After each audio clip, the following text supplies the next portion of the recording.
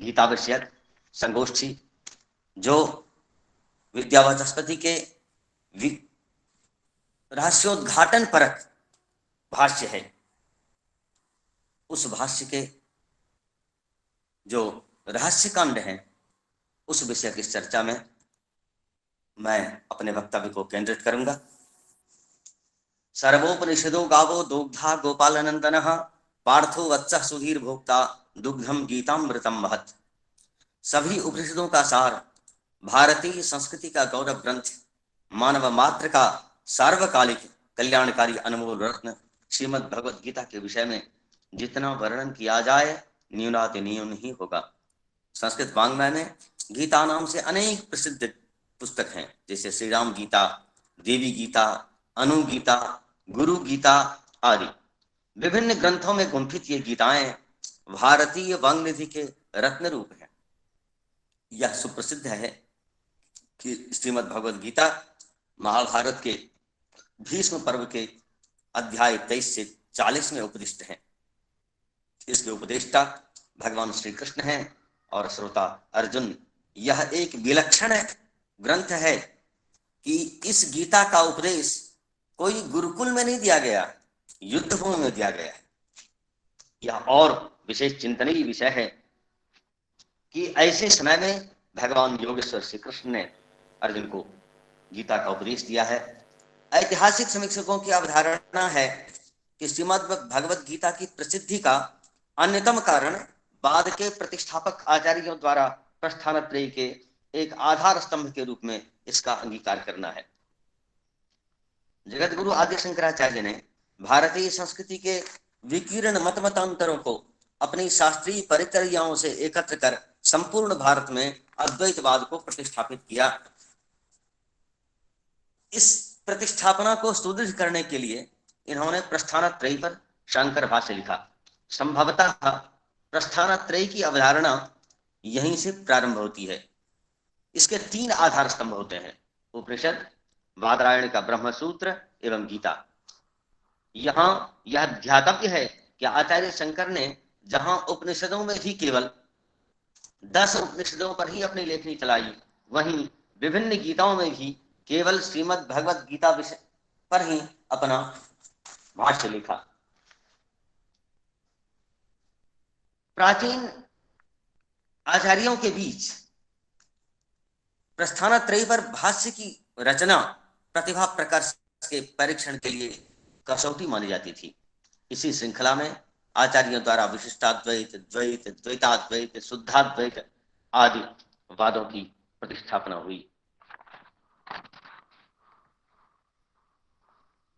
यहां उसी परंपरा को निर्बाध रूप से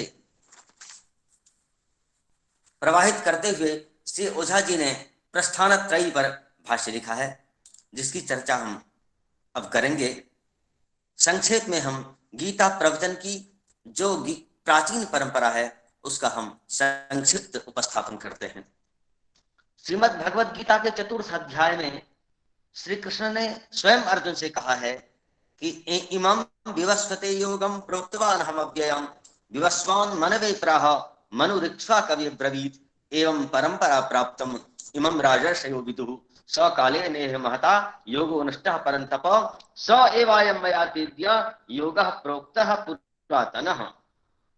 अर्थात इस योग को मैंने विवस्वान से कहा था, विवस्वान ने इक्ष्वाकु से कहा, विवस्वान ने मनु से कहा, मनु ने इक्ष्वाकु से कहा और इक्ष्वाकु ने राजर्षियों को कहा। इस प्रकार यह विद्या आगे बढ़ती रही, परंपरा प्राप्त विद्या आगे बढ़ती रही, किंतु सुदीर्घ काल तक उसके विलोप होने से, परंपरा विच्छेद होने के कारण यह योग ज्ञान अब संसार में विलुप्त हो गया है। उसी प्राचीन योग शास्त्र को मैंने आज तुझसे कहा है। समीक्षा चक्रवर्ती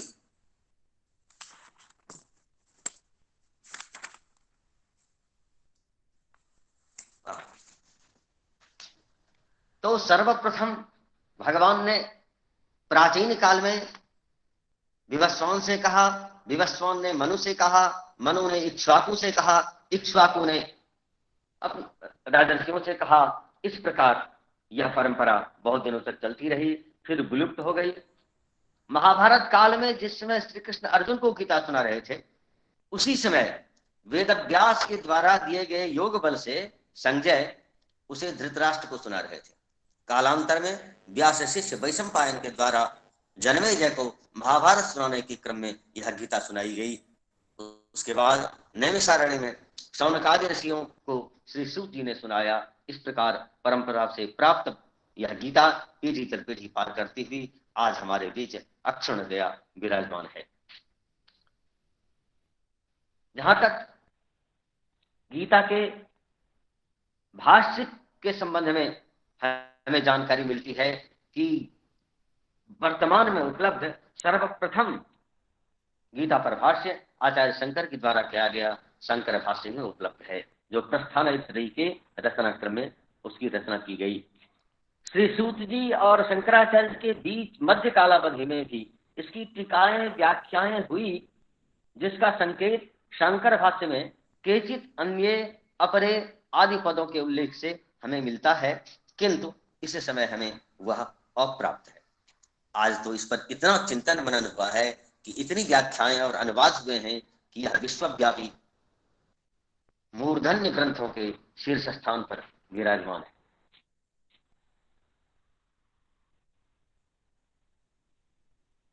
इसी क्रम में गत शताब्दी में समीक्षा चक्रवर्ती विद्यावाचस्पति ने भगवान के इमं विवस्वते योगम प्रोक्तवान हम अव्ययम चतुर्थ अध्याय के गीता के इन वचनों के आधार पर विज्ञान भाष्य में रहस्योद्घाटन करते हुए कहा है कि भगवान ने जो गीता का यह जो योग का उपदेश कहा है कि मैंने विवस्वान को सुनाया था, वह अव्यय पुरुष निरुक्त्यै भगवद गीता प्रवर्तते तत्र, वहां अव्यय पुरुष के निर्वचन के लिए गीता का प्रवर्तन किया गया था।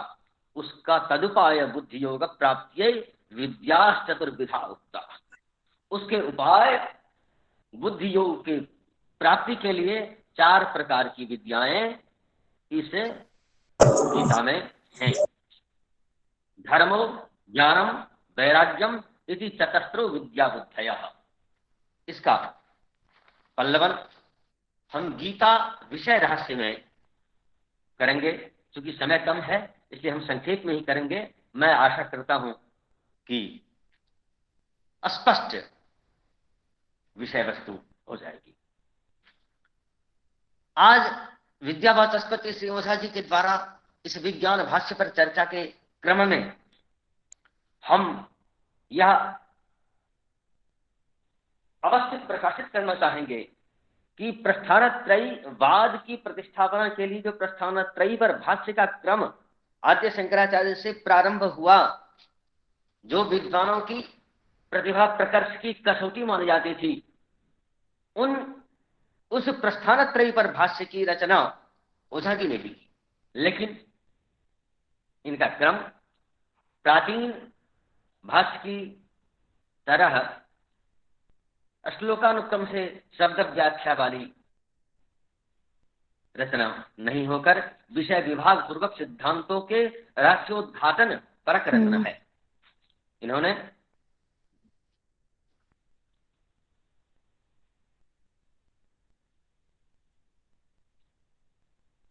उपनिषद पर उपनिषद हृदय, ब्रह्मसूत्र पर शारीरक विज्ञान एवं श्रीमद् भगवद गीता पर विज्ञान भाष्य की रचना की।